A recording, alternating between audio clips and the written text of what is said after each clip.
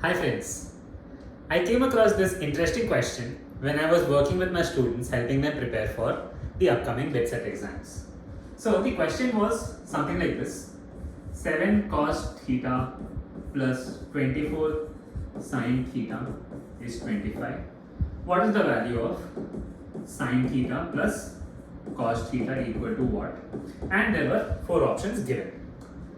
Now, as I kept solving this question, I came across some very interesting concepts. I came across some mind-blowing ways to solve this question, which I wanted to share with my dear friends here.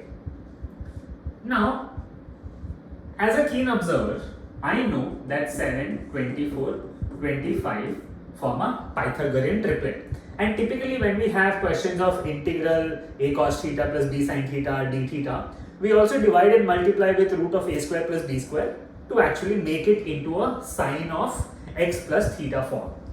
So if I do the same thing here, 7 by 25 cos theta plus 24 by 25 sin theta is equal to 1. I can write this as cos of theta plus alpha is equal to 1, where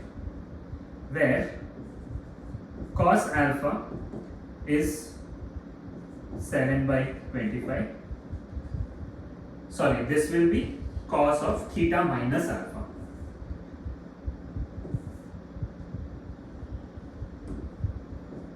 And sin alpha is 24 by 25. From here, I can say, not a rigorous proof, but I can say cos of theta minus alpha is cos 0. That will give you theta is equal to alpha. And substituting this here, the problem is solved and the answer is 31 by 25. Right? Now, when I look at this long approach, right, what I also came across was something like this.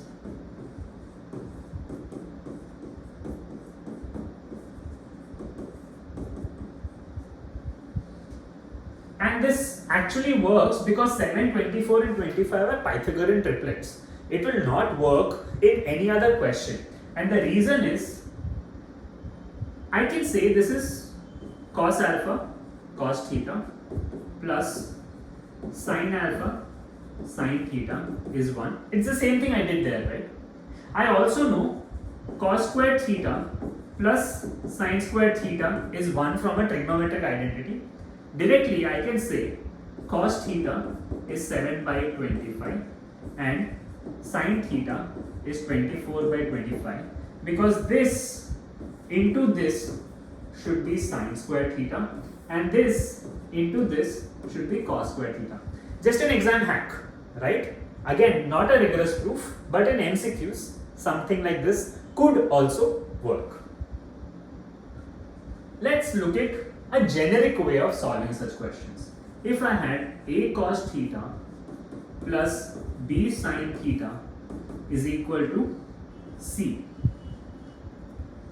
what I can say from here is b cos theta minus a sin theta is d such that a square plus b square is c square plus d square.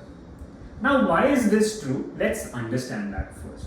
Let me call this equation 1 and this equation 2. If I square the first equation and add it to the second equation square, I will have a square cos squared theta plus b square sin squared theta plus 2ab sin theta cos theta plus b square cos squared theta plus a square sin squared theta minus 2ab sin theta cos theta is equal to c square plus d square.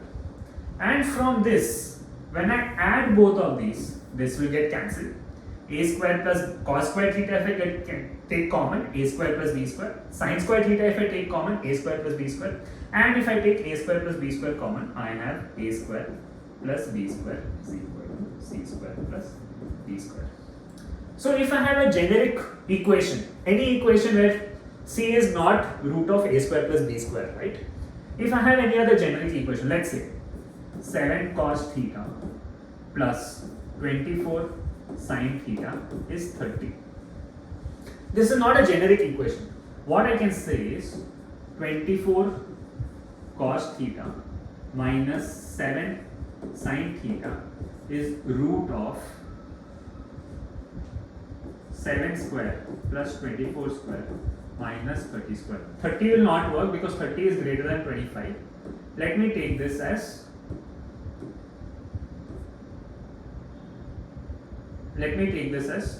22. 22 square. And this will give me one more linear equation in two variables, and I will have to end up solving it. The reason why this trick may or may not give you some of the answers and when it is an MCQ question, because this will be plus or minus, and hence you will get multiple values. And the reason that is happening is because when I actually convert this into the form of sine of alpha plus theta equal to some number, because of the solutions to a trigonometric equation, whether it lies in the first quadrant or the second quadrant, the answers will vary. And that's what I wanted to show or demonstrate using this question.